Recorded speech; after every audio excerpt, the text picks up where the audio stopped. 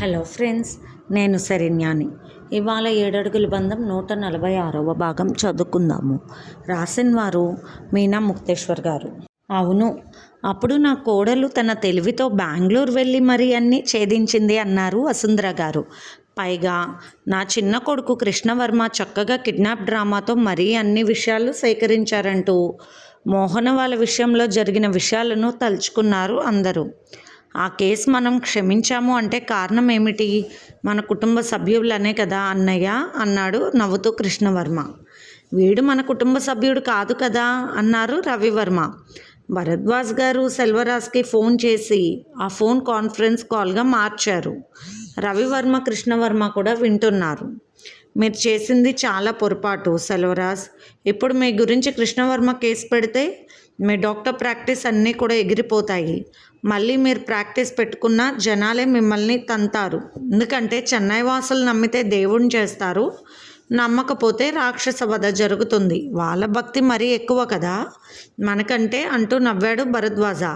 అది అది అంటున్నాడు సెల్వరాజ్. ఆవేశంలో చేశాను కానీ అది పొరపాటే అని ఒప్పుకుంటున్నాను. దయచేసి నా డాక్టర్ ప్రాక్టీస్కి ఇబ్బంది లేకుండా చూడండి సార్ అంటున్నాడు చిన్నగా సెల్వరాజ్.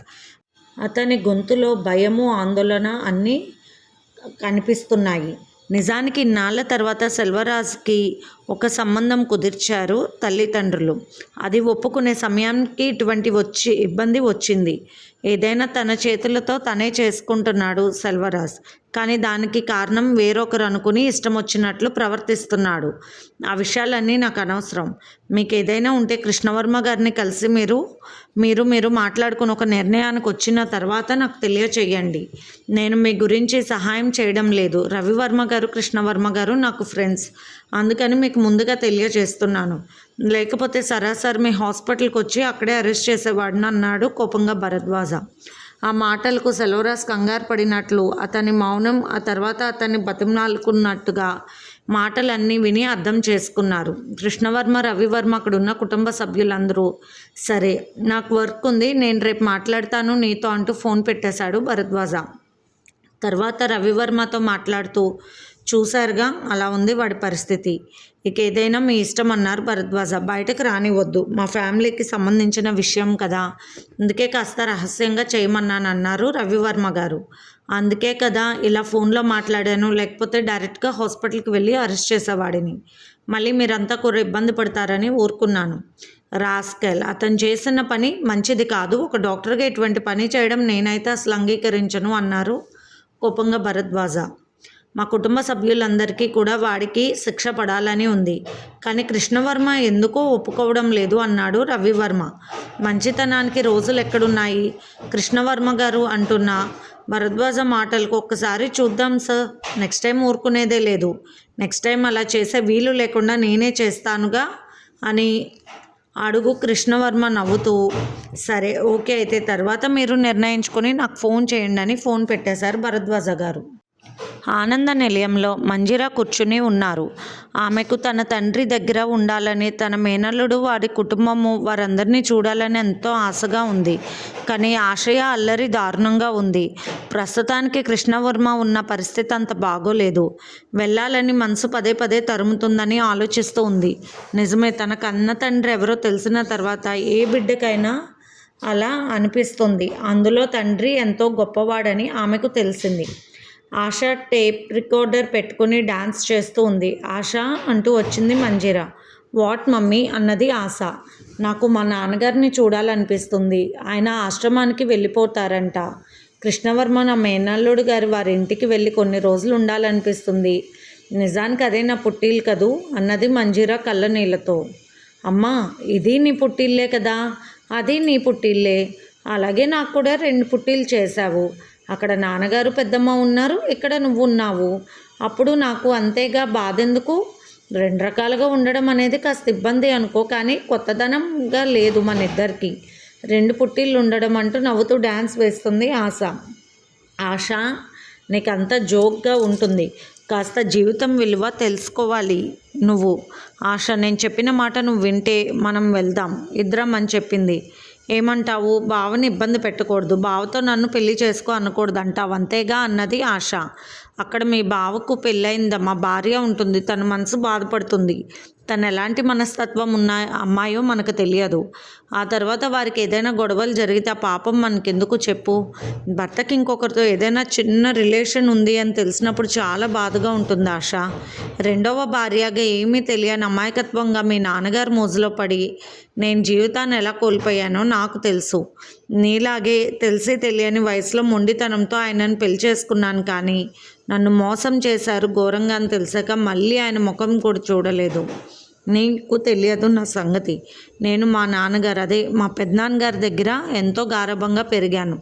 కాస్త మొండిగా కూడా ఉన్నాను. ఇక నన్ను పెంచిన మా అమ్మ ఎంతో ప్రేమగా పెంచింది. అంతేకాదు, నేను ఆడింది ఆట, పాడింది పాటగా పెంచింది. కానీ నాకు మంచి చెడ్డ తెలివితేటలు ఏమీ లేదు.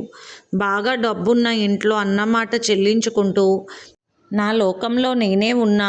నేను నాకు నచ్చిన పని చేశాను అనుకుని మీ నాన్నగారి ప్రేమలో పడిపోయిన తర్వాత నేను ఏమీ సుఖపడలేదు ఆశ. అతను నాకు అసలు ఏ విధంగానూ కరెక్ట్ కాదు. వయసు మనసు ఏది కూడా నాకు సరిపడినవి కాదు అని తెలుసుకుని ఎంతో బాధపడ్డాను. కానీ పరువు ప్రతిష్టల కోసం కొన్నాళ్ళు గడిపాను. ఆ తర్వాత మా అక్క గురించి తెలిసినాక మా ఇద్దరిని మోసం చేశారు మీ నాన్నగారని ఎంతో బాధపడ్డాను. అక్క ఎంత బాధపడుతుందో తనకు ఒక సవతిగా నేను వెళ్ళడం అనేది అప్పుడు అర్థమైంది నాకు. నేను బయటకు వచ్చేసిన తర్వాత అక్కతో మళ్ళీ మామూలుగానే ఉన్నారు మీ నాన్నగారు.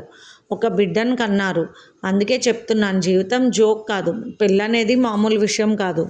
7 అడుగుల బంధం అంటే ఎగతాళి చేసే విషయం కాదు ఆశ. 7 అడుగుల బంధానికి ఉన్న విలువలు తెలుసుకోవాలంటే నువ్వు నేను ఇద్దరం కూడా తాతగారి ఇంటికి వెళ్దాం, చూద్దాం. తాతకు మనవరాలిగా అటు ఆటలు ఆడుకో. ఆ ఇంటి సభ్యులతో మనకి రక్త సంబంధం ఉంది అన్నట్టుగా ఉండు. అంతేకాని అక్కడ కృష్ణవర్మకు మన వల్ల ఏ ఇబ్బంది జరగకూడదు. అంతేకాదు, శ్రావణి మనసు బాధ పెట్టకూడదు. సరేనా అన్నారు మంజీరా. ఓకే అమ్మా, అలా చెయ్యనులే అన్నది ఆశ. ఆశకు ఎంతో సంతోషంగా ఉంది కృష్ణవర్మ వాళ్ళ ఇంటికి వెళ్ళాలని. ఆ ఇల్లు, ఆ వాతావరణం, ఆయన చేసుకున్న భార్య ఎలా ఉందో, వారి ఇద్దరి ప్రేమ బంధం ఎలా ఉంటుందో అన్నీ తెలుసుకోవాలని చాలా ఉత్సాహంగా ఉంది అల్లరి ఆశకు. ఎప్పుడు కోపంగా ఉంటూ అటు ఇటు తిరుగుతూ అదో రకంగా ఉండే మనుషుల మధ్యన పెరిగింది ఆశ. అందుకే ఆమెకు ప్రేమ గురించి తెలుసుకోవాలన్న ఉత్సాహం ఎక్కువ. అమ్మా నాన్నల దగ్గరగా ఉండి ప్రేమగా ఉన్న సందర్భాలు ఆమెకు తెలియదు. అందుకే ఆశకు వెళ్ళాలని కోరిక.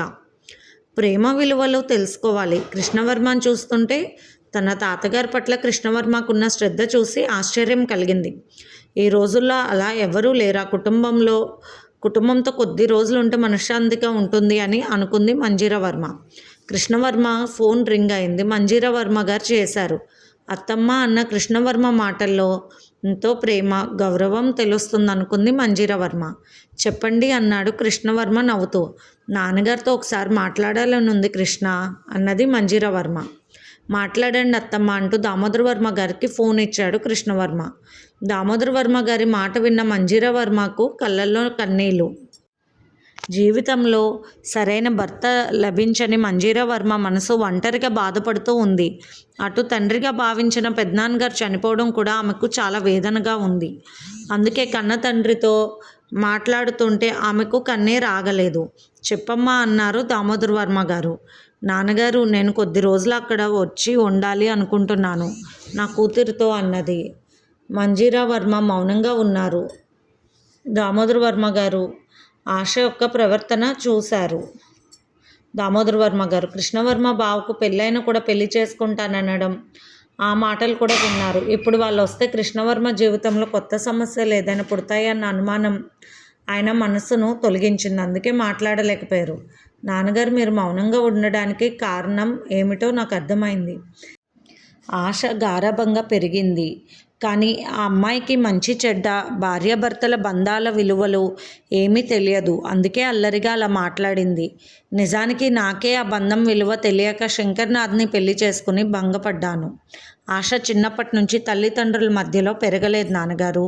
అందుకే కన్న తండ్రి విలువ, అమ్మా నాన్నల ప్రేమానుబంధాలు ఏమీ తెలియకుండా అల్లరి చేస్తూ, నవ్వుతూ, తిరుగుతూ, అందరినీ ఆట పట్టిస్తూ అలా సంతోషంగా ఉండడానికి ప్రయత్నిస్తూ ఉంటుంది అంతే. నేను గమనించలేకపోయాను, ఎందుకంటే ఆ బంధాల విలువలు నేను నేర్చుకోలేకపోయాను. ఎందుకో నాకు నా పుట్టింటికి వచ్చి కొన్నాళ్ళు ఉండి నా అల్లుడు అందరి మధ్యలో తిరుగుతుంటే ఆశకు జీవితం విలువ తెలుస్తుంది. ఆ తర్వాత పెళ్లి చేయాలి అనుకుంటున్నాను నాన్నగారు అని చెప్పింది మంజీరావర్మ. మాటలు బయటకు వినిపించడంతో కృష్ణవర్మ కూడా మాటలు వింటూ ఉన్నాడు. మౌనంగా ఉన్న దామోదరవర్మ గారిని చూసిన కృష్ణవర్మ, మాట్లాడండి, రమ్మని చెప్పండి తాతగారు అంటూ చిన్నగా చెప్పాడు కృష్ణవర్మ. అది కాదన్నట్టుగా ఆ అమ్మాయితో సమస్య అన్నట్టుగానే ఆలోచిస్తున్నారు దామోదరవర్మ గారు. ఇప్పుడే చేస్తారు, తాతగారికి కొద్దిగా ఆయాసంగా ఉంది అని చెప్పి కృష్ణవర్మ ఫోన్ పెట్టేశాడు. ఎందుకు తాతగారు మౌనం వహించారు అన్నాడు కృష్ణవర్మ. చూడు కృష్ణ, ఇప్పుడు సమస్యలో చిక్కుకున్నారు. అసలే నువ్వు నీ భార్య జరిగిన విషయాల కారణంగా దూరంగా ఉంటున్నారు. ఇటువంటి సమయంలో ఆశ లాంటి అమ్మాయి వస్తే నీ భార్యకు నీకు మధ్యన విభేదాలు వస్తాయి అనిపిస్తుంది నాకు. అది కరెక్ట్ కాదేమో అనిపిస్తుంది అంటున్న దామోదర్ గారి వైపు చూసిన కృష్ణవర్మ నవ్వాడు. ఏంటి తాతగారు, నన్ను శ్రావణిని అంత ఇదిగా ఎలా అర్థం చేసుకున్నారు మీరు? అల్లరిగా ఒక అమ్మాయి నువ్వే నా భర్త అంటే మాత్రం ఏమవుతుంది? చిన్నపిల్లల తెలియక ఏదేదో మాట్లాడుతూ ఉంటారు కొందరు. వారిని మనం కంట్రోల్ చేసే తెలివి మనకు ఉంది కదా. ఎందుకు మీరు అలా ఆలోచిస్తున్నారు అన్నాడు కృష్ణవర్మ నవ్వుతూ. ఆ మాటలన్నీ కూడా శ్రావణి బయట నుండే వింటూనే ఉంది. శ్రావణి దంపతులు ఇప్పుడు రాధికా నిలయంలోనే ఉంటున్నారు. వారు 41 రోజులు పూజా నియమాలలో ఉండడంతో వారు అక్కడే ఉంటున్నారు. మీరు శ్రావణి గురించి చాలా తక్కువగా ఆలోచించారు తాతగారు. తను అర్థం చేసుకుంటుంది, అలా ఎప్పటికీ అనుమానించదు. అత్తమ్మకు తండ్రి మీరే అని తెలిసిన తర్వాత ఆమె కళ్ళల్లో నీళ్లు చూశాను తాతగారు. తనకు మీ దగ్గర కొన్నాళ్ళు గడపాలని ప్రేమగా ఉంది. ఆమె జీవితంలో నిజమైన ప్రేమ దక్కలేదు, అందుకనే మన ఇంటికి రావాలి అనుకుంటున్నారు అత్తమ్మ. తన కంటికి నచ్చిన వాళ్ళు తన భర్త అన్నట్టుగా మాట్లాడుతుంది ఆశ కూడా. ఆ అమ్మాయికి కూడా వివరం తెలియదు తాతగారు అన్నాడు కృష్ణ. అది సరేరా, ఇది ఇక్కడితో ఆగుతుందా? మళ్ళీ శంకర్నాథ్, మౌలినాథ్, శివనాథ్ ముగ్గురు ఉన్నారు.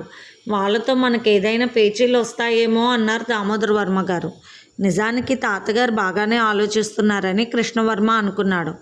ఒకప్పుడు ఫ్యాక్షనిస్ట్గా అందరినీ కూడా భయపెట్టే దామోదర్ వర్మ గారేనా మీరు అంటూ నవ్వాడు కృష్ణవర్మ వాళ్ళ తాతగారి వైపు చూసి. ఏంటి తాతగారు, ఏదో ఊహించుకుని జీవితానికి భయపడతామా? ఏదో తెలియక పొరపాటుగా నేను ఇటువంటి పరిస్థితుల్లో ఇరుక్కున్నాను. నిజమే, మరెప్పుడు ఇక ఇటువంటి సమస్యలు రానని మీకు మాటిస్తున్నాను. కానీ అసలు ఎటువంటి సమస్యలైనా తరిమి కొట్టగల వివేకం మనకు ఉంది కదా అంటూ నవ్వేశాడు కృష్ణవర్మ. శ్రావణి అన్ని మాటలు విని నవ్వింది. సరే మరి నీ భార్యను అడుగు. మన ఇంట్లో ఇప్పుడు ఏదైనా నిర్ణయించుకోవాలంటే నీ భార్య పర్మిషన్ లేకుండా చెప్పకూడదు. అందుకే నీ భార్యను అడిగి మీకు ఇష్టమైతే రమ్మని చెప్పండి, నాకు అభ్యంతరం లేదు అన్నారు దామోదర్ వర్మ గారు. బయట నిలబడి అన్నీ వింటుంది మీ మనవరాలు శ్రావణి. రామ్మ లోపలికి బుజ్జి అంటూ పిలిచాడు కృష్ణవర్మ. ఏమిటి మీరు మాట్లాడుకుంటే వినడం తప్ప? అది నా బాధ్యత. నేను మీ భార్యను కదూ అన్నది శ్రావణి గడుసుగా. అవును, జరిగిందంతా విన్నావు. ఇప్పుడు వాళ్ళని రమ్మంటావా వద్దంటావా? ఈ ఇంటి యజమానురాలు నువ్వే అంటున్నారమ్మా తాతగారు. మరి నీ నిర్ణయం చెప్పమ్మా అన్నాడు కృష్ణవర్మ ఎంతో గారాబంగా మాట్లాడుతూ. చాలా ప్రేమగా అడుగుతున్నారు. ఏమిటి కదా అంటూ నవ్వింది శ్రావణి. ఏమీ లేదు, మా అత్తమ్మ మరదలు వస్తానంటున్నారు అంటూ నవ్వాడు కృష్ణవర్మ. హలో మిస్టర్ కృష్ణవర్మ, ఒకవేళ వాళ్ళు వచ్చినా కానీ ఎవరిని ఎక్కడ ఉంచాలో నాకు బాగా తెలుసు. రావడం చాలా మంచిది. శ్రావణి అంటే ఏంటో తెలుసుకుంటారని మనసులో అనుకుని రమ్మని చెప్పండి, మన ఆతిథ్యం స్వీకరిస్తారంటూ అందంగా నవ్వింది శ్రావణి. నాకు తెలుసు మా బంగారు బుజ్జి మంచి నిర్ణయం తీసుకుంటుంది. చెప్పండి తాతగారు, మీ అమ్మాయిని రమ్మనండి. ఇన్నాళ్ళకు మీ కన్న కూతురు మీ కళ్ళ ముందుకు వస్తుంది అంటూ నవ్వేశాడు కృష్ణవర్మ. దామోదర్ వర్మ గారు కూతురికి ఫోన్ చేశారు. మంజీరా వర్మకు ఆనందం ఆగలేదు. నాన్నగారు అంటూ ప్రేమగా పిలిచింది. తప్పకుండా రండమ్మా, మీకు ఇష్టమైన అన్ని రోజులు ఉండొచ్చు, అందులో సందేహం ఏమీ లేదు అన్నారు దామోదర్ వర్మ గారు. నాన్నగారు రేపు తెల్లవారుజామున ఫ్లైట్కి వస్తామంటూ ఆనందంగా చెప్పింది మంజీరా వర్మ. ఇంత పెద్ద భవంతిలో సింహం లాంటి తన పెద్దనాన్నగారు పోయాక తన కూతురుని పెట్టుకుని ఒంటరిగా ఉండాలంటే భయంగా ఉంది మంజీరా వర్మకు. అలా అనుకుని తన భర్తను తన కొడుకుని రమ్మని అనడానికి కూడా ఆమెకు మనసు అంగీకరించడం లేదు. అంతటి మోసగాడిని మళ్ళీ క్షమించాలని కూడా అనిపించడం లేదు అనుకుంది మంజీరా వర్మ. రవివర్మ గారు ఉదయాన్నే వచ్చారు రాధికా నిలయానికి. అప్పుడే రెడీ అయిన కృష్ణవర్మ ఎయిర్పోర్ట్కి వెళ్ళటానికి కారు తీయబోతున్నాడు. హలో అన్నయ్య అంటూ ఆనందంగా కారు దిగి ఎయిర్పోర్ట్కి వెళ్ళాలని అన్నాడు కృష్ణవర్మ. మీరు పైకి వెళ్ళండి, నేను వస్తాను అత్తమ్మ వాళ్ళని తీసుకుని అన్నాడు కృష్ణవర్మ నవ్వుతూ. లేదు లేదు, నేను అందుకే వచ్చానంటూ కృష్ణవర్మ పక్కన కూర్చున్నాడు రవివర్మ. కారు వెళ్తూ ఉంది సమయంలో మంజిరా గారు ఆశ ఇక్కడికి రావడం అంత అవసరమా కృష్ణ? ఎందుకు ఇలాంటి రిస్కులు పెట్టుకున్నావు అన్నారు రవివర్మ. తనకు తానుగా వస్తానని తాతగారికి అన్నబిడ్డ అడిగినప్పుడు కాదు అని ఎలా అంటారు అన్నయ్య? తుమ్మితే ఊడిపోయే ముక్కు ఎన్నాళ్ళు నిలుస్తుందని? అంతా ప్రేమను కంట్రోల్ చేసుకోలేని వాళ్ళం మనం కాదు కదా అన్నాడు కృష్ణవర్మ నవ్వుతూ. రవివర్మ కళ్ళల్లోని అనుమానాలు ఆయనకు ఆడవాళ్ళు చెప్పిన మాటల వల్ల అన్నయ్య ముఖంలో మారిన భావాలు గమనించి తెలివిగా చెప్పాడు కృష్ణవర్మ. పొద్దున్నే ధరణి లేపింది. వెంటనే కృష్ణవర్మ గారి దగ్గరికి వెళ్ళండి, ఎయిర్పోర్ట్కి వెళ్ళాలంట, వాళ్ళ మేనత్త మరదలు వస్తున్నారంట అని చెప్పిందంటూ నవ్వాడు రవివర్మ. అవును, శ్రావణి ఫోన్ చేసి ఉంటుంది, గడుసు పిల్ల. నా పక్కన కూర్చుంటుందేమో కారులో మరదల పిల్ల అని వాళ్ళ బావగారిని పంపించింది ఏకంగాని సరదాగా నవ్వుకున్నాడు కృష్ణ. ఆడవాళ్ళు భలే తెలివిగా ఉంటారు కృష్ణ, మనకు ఆ తెలివి ఉండదు చూడు. ఒక మరదలు నీకోసం వస్తుందనేసరికి అక్క చెల్లెలు ముగ్గురు మాట్లాడుకున్నట్లు నాకు తెలిసి రాత్రి. అమ్మో, ఎంతసేపు మాట్లాడుకున్నారనుకుంటావు అంటూ నవ్వాడు రవివర్మ. నాకు తెలుసు అన్నయ్య, వాళ్ళు వస్తారు అనగానే శ్రావణి వదిన వాళ్ళకి ఫోన్ చేస్తుంది, ఇక అందరూ కలిసి సరైన నిర్ణయం తీసుకుంటారు అనుకున్నాను, కానీ ఇలా పొద్దున్నే వస్తారని ఊహించలేదు సుమా అంటూ నవ్వాడు కృష్ణవర్మ. ఎయిర్పోర్ట్కు చేరుకున్నారు రవివర్మ కృష్ణవర్మ. అప్పుడే బయటకు వస్తున్న మంజీరా వర్మ ఆశ ఇద్దరూ కూడా కృష్ణవర్మ వైపు చూసి చెయ్యెత్తారు. నవ్వుతూ రమ్మని వెల్కమ్ చెప్పారు రవివర్మ కృష్ణవర్మ. ఆంధ్రాకి వెల్కమ్ ఆశ అంటూ నవ్వారు రవివర్మ. Thank you. ఏం బావా నువ్వు చెప్పలేవా అంటూ కృష్ణమోహం చూసి ఒకటే నవ్వు. ఏమిటి బావ అంత పొడుగ్గా నామం పెట్టుకున్నావు అన్నది ఆశ. ఇంట్లో ఒక వ్రతం చేస్తున్నారు, 41 రోజులు తప్పదు మరి అన్నాడు నవ్వుతూ రవివర్మ. ఓకే, భక్తిగా ఉంటారా? అయితే ఇలా బొట్లు పెట్టుకుని పొర్లు దండాలు పెడుతూ గోవిందనామాలు చెబుతారా, లేకపోతే కృష్ణ కృష్ణ అంటూ చెక్క భజన చేస్తారా అంటూ ఆశ పక్కపక్క నవ్వేసింది. అలా మాట్లాడుక ఆశ, చెప్పాను కదా అన్నది మంజీరా. మేనత్త మరదలను చూడగానే కృష్ణవర్మకు ఏదో తనకు బంధం వర్గం ఉన్నారని ఒక రకమైన ఆనందం కలిగింది. మంజీరా వర్మకు కృష్ణవర్మను చూడగానే కళ్ళల్లో నీళ్ళు తిరగడం గమనించాడు కృష్ణవర్మ. అత్తయ్యకు నిజంగా ఒంటరితనం బాగా బాధిస్తున్నట్లుంది. తన తండ్రి మేనల్లుడు అందరూ ఇక్కడ ఉన్నారన్న సంతోషం ఆమె ముఖంలో కొట్టొచ్చినట్లు తెలుస్తుంది అనుకున్నాడు కృష్ణవర్మ. కారులో వెళ్తున్నప్పుడు 41 రోజులు పూజా విధానాలు, ముందు రోజు చేసిన పూజా విషయాలన్నీ చెబుతూ ఉన్నాడు సరదాగా రవివర్మ. వింటూ ఆశ అడుగుతున్న ప్రశ్నలకి నవ్వుతూ ఉన్నారు అందరూ. అమ్మో, ఏమిటి భక్తి, ఈ వయసులో మీకు అవసరమా బావా? హా అన్నది ఆశ నవ్వుతూ. కృష్ణవర్మ మీద చెయ్యి వేయబోతుంటే వద్దు వద్దు అలా వేయకూడదు మనం అన్నాడు రవివర్మ నవ్వుతూ. అప్పుడు గుర్తుకొచ్చింది కృష్ణవర్మకు. బయలుదేరుతుంటే శ్రావణి హారతి ఇచ్చి తనకు బొట్టు పెట్టింది. ఆ బొట్టు ఎంత ఉందో అని అద్దంలో చూసుకుంటే పొడవుగా ఉంది. ఆహా, భలే భార్య నువ్వు కృష్ణ కృష్ణ, అలా అనకూడదు కదూ ప్రస్తుత పరిస్థితుల్లో అనుకున్నాడు మళ్ళీ భక్తిగా. ఎలా ఉన్నారు అత్తమ్మ అన్నాడు కృష్ణవర్మ. ఎలా ఉన్నామని చెప్పాలి, ఒంటరిగా ఆనంద నిలయంలో ఉండలేకపోతున్నాం కృష్ణ, ఏదోలాగా అనిపిస్తుంది. పెద్దనాన్నగారు ఉన్నన్నాళ్ళు ఎంతో ఆనందంగా ఉన్నాము, కానీ ఇప్పుడు ఏదో ఒంటరితనం, అదే కాక ఆశతో ఉండాలి అంటే ఏదో భయంగా అనిపిస్తుంది అంటున్నా. మంజీరా వర్మ మాటలకు భయం ఎందుకు? అసలు మావయ్య మౌలి వాళ్ళతో కలిసి ఉండొచ్చు కదా అత్తమ్మ అన్నాడు కృష్ణవర్మ. నీకు తెలియదులే కృష్ణ, మనసుకు గాయం తగిలితే త్వరగా మానదు. అది నేను చిన్నప్పటి నుంచి ఒక పట్టుదల కలిగిన అమ్మాయిని. ఆ విషయం నాలో బాగా బలంగా ఉండిపోయింది. సర్దుకునే తత్వం నాకు లేదు. అవసరానికి వాడుకునే మనస్తత్వం ఉన్న అతన్ని నేను క్షమించలేకపోతున్నాను అన్నది మంజీరా వర్మ. ప్రేమించాను అంటున్నారు కదా అత్తమ్మ, ప్రేమించినప్పుడు క్షమించే గుణం కూడా ఉండాలి కదా అన్నాడు కృష్ణవర్మ నవ్వుతూ తేలిగ్గా. ఆ మాటకు మంజీరా వర్మకు ఎలాగో అనిపించింది. మరొక మాట చెప్పడానికి ఇంకొక మాట దొరకలేదు ఆమెకు. అబ్బో, డైలాగులు వేరే విహారంగా మాట్లాడుతున్నాడే బావా అయినా మీ ఆంధ్ర వాళ్ళకు డైలాగులు బాగా వస్తాయంటగా. ఎందరో హీరోలు, రచయితలు, సింగర్స్ ఇక్కడ బోలెడు మంది గొప్ప గొప్ప వాళ్ళంతా ఉన్నారంట కదా ఆంధ్ర ప్రాంతం అంతా అంటూ నవ్వింది ఆశ. ఇన్ని మంచి విషయాలు ఎప్పుడు తెలుసుకున్నావే అన్నది మంజీరవర్మ నవ్వుతూ. ఆంధ్ర వెళ్ళాలి అనుకున్నప్పుడు వెంటనే ఆంధ్ర గైడ్ తీసుకున్నాను. కొన్ని తెలిసినవి ముఖ్యమైన విషయాలు తెలుసుకున్నాను అంతే అన్నది ఆశ వెళ్తున్న వాళ్ళని చూస్తూ. అమ్మో, ఎక్కడ కూడా భలే ఫ్యాషన్ వాళ్ళు ఉన్నారు కదా. కాలేజ్ అమ్మాయిలు చూడమ్మా, ఏంటో పెద్ద సాంప్రదాయం ఉంటుంది ఇటు అంటావుగా, వీళ్ళు కూడా చూడు ఎలా ఉన్నారో అన్నది ఆశ నవ్వుతూ. ఎక్కడైనా ఉంటాయి, అన్ని వర్గాలు మనం కరెక్ట్గా ఉంటే మనకు నచ్చినట్లు ఉండొచ్చుగా అన్నాడు రవివర్మ. పెద్ద బావగారు, మీరు కూడా భలే మాట్లాడుతున్నారే. ఇక మధ్యలో ఇంకో బావగారు ఉండొద్దా? ఆయన ఎక్కడ లండన్లో ఉన్నారా? అమ్మ చెప్పింది అన్నది ఆశ.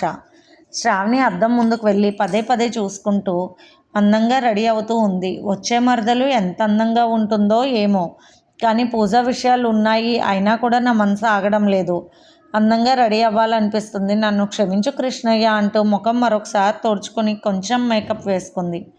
అసలు ఎప్పుడూ అలా మేకప్ వేసుకోదు శ్రావణి. లిప్స్టిక్ రాసుకుంటూ ఉంటే వెంటనే కార్ హార్న్ వినిపించింది. అసలు ఆ మరదలు ఎలా ఉందో అని చూడాలని ఉత్సాహం ఎక్కువగా ఉంది శ్రావణికి.